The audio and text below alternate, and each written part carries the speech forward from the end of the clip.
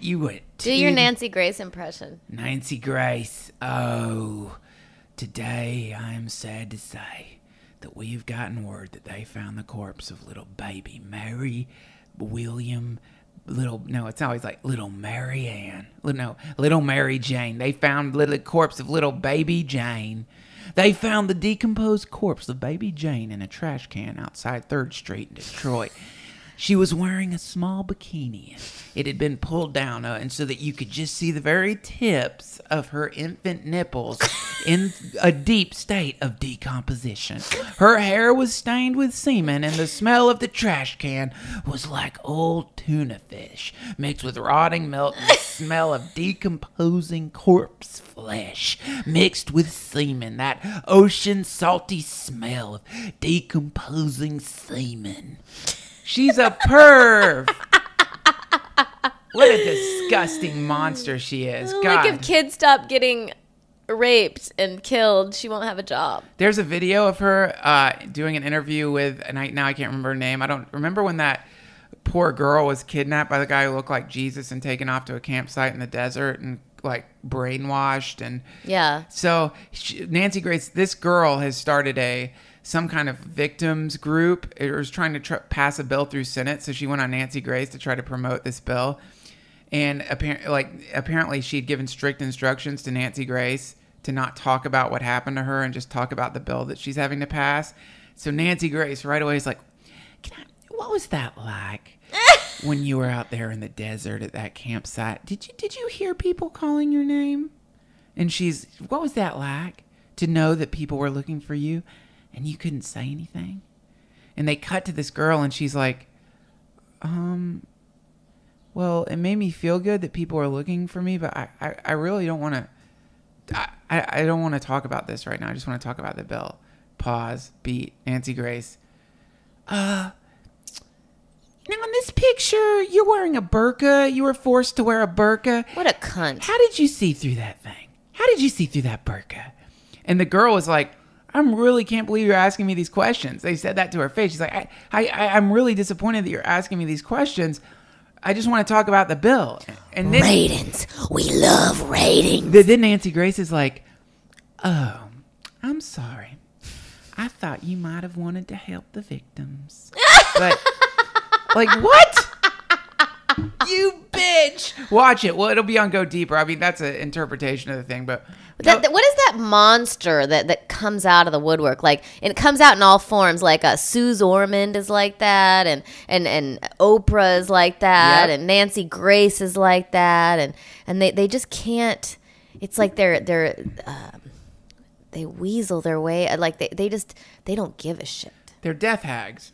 Yeah, they're death hags. They're just gross. I mean, I don't know if Oprah's a death hag, but she could be. Well, no, I think the best way if you want to categorize them all in a group, because they're different shades of that kind of energy, they're sideshow barkers. Yes. And they're but to be sideshow barkers, they're pretending that they're doing something good. Like in the old days, a sideshow, you just had this guy who's like, come see the lady with 7 breasts. Come see the guy who bites the head off chickens, 2-headed boy. See the man with no face. But now we're a little more savvy. Well, now instead of see the man with no face, it's like, I have a guest on the show today who has managed to live his life without a face. Come hear his inspiring story. That's what it used to be. And it's all for ratings. Come see the man with an asshole in his chest. He shits out of his chest. Today on our show.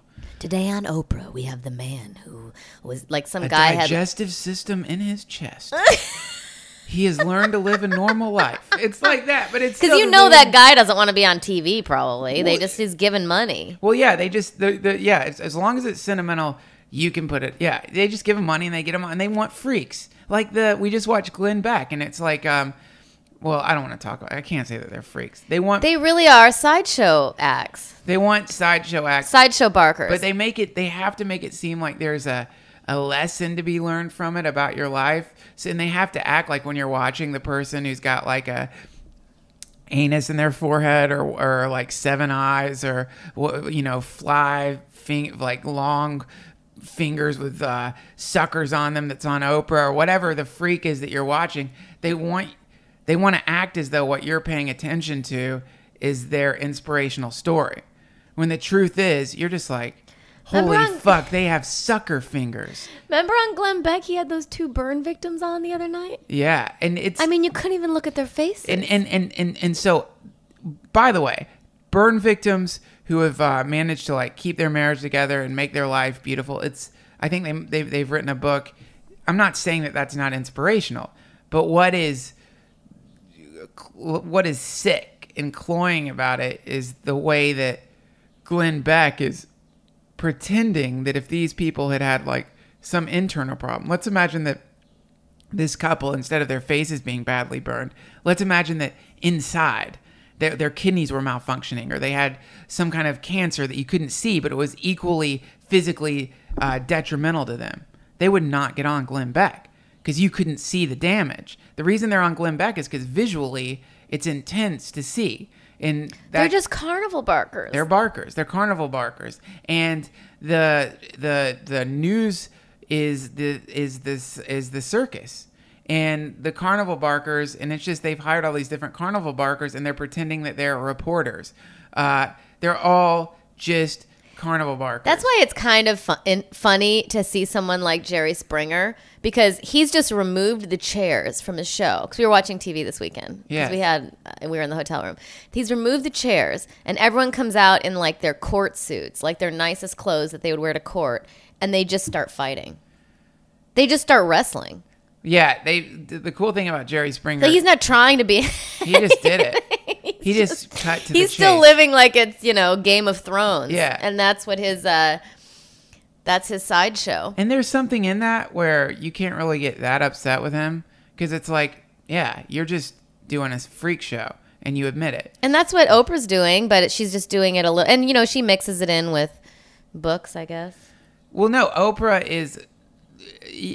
all it is like applying, trying to, you're just, some people are extremely nostalgic and some people are extremely sentimental, and you're just trying to but underneath that nostalgia and sentimentality, or people are afraid.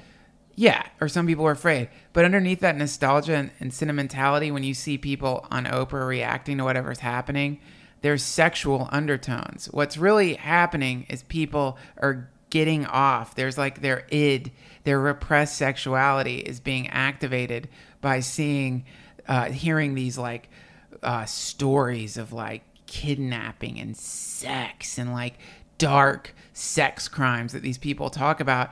There's a underlying thing. When someone's watching Nancy Grace, I guarantee that 99% of the serious watchers of Nancy Grace, not the ironic watchers, the serious people watching Nancy Grace, 99% of them are not detectives. They're not investigating. They're not people. Their panties are wet? Yes. They're not trying to figure out. They're not like people who are brushing up on their crime facts. They're not police officers trying to learn how do we investigate a case better? Let's see if Nancy Grace has gotten us a lead on missing baby Louise. No. They're just people who want to hear about kids getting raped and murdered. It's pedophilia under the guise of something that's helping society. But it's just pedo shit. You're just listening to graphic stories of people getting murdered and raped. You're at home, turning it on, and listening to Nancy Grace going into great detail about the way a 12-year-old was strangled and pretending that somehow this is helping your life. But it's not. If somebody called you up, what if it wasn't a show? What if you just got a call from your friend Nancy? Hey. Hey, Natasha, how are you doing? Oh, Natasha, you won't believe what I read about today. You know about baby Linda, the one they found her corpse down by the airport? Natasha, did you hear about this? Natasha, well, my friend mailed me pictures of her little neck, and there were bruise marks all over her little neck. You'd be like, you wouldn't talk to that friend. You would tell your friends about what a perv your friend was and how they only talk about dead babies. But Nancy Grace has a whole show based on it, and somehow she's not in jail or being she should be getting therapy right now. Why are the people who seem the most concerned about babies the people that should be the farthest away from babies? That's what I want to know. I would never let Nancy Grace hold my baby. Would you? Does she have children? Oh, yeah. And guess what she did after that? that trial with when Casey Anthony got off the hook. She just went home and she laid in bed with her 2 sons. She said that. I just laid in bed and held them. Yeah, right. Well, no, I believe it. I think she's that crazy. I think her poor kids are home playing Xbox and just trying to have a normal childhood. But stuff like this Casey Anthony trial, it's like striking gold for these idiots. Yes. Yeah. Oh, fuck yeah, it is. Every time oh my God. That's a vein of gold. Are you kidding? At least a month. Whenever there's a John Bonet, she probably has a special phone she probably has the John Bonet Ramsey phone. She probably has a phone in her office that just lights up red whenever a kid gets murdered. Hello? We got another baby corpse, Nancy. Oh, that's great. Yeah, she's got to have baby corpses, got to have rapes, got to have kidnappings, because she's a death hag from hell. She sells death. And along with all these other sideshow barkers. And, to get back to that original thing we're talking about. Corporate rock? Yeah. This is not what people are watching it because it's what's on TV. I mean. Yeah, totally. TV is terrible. Terrible.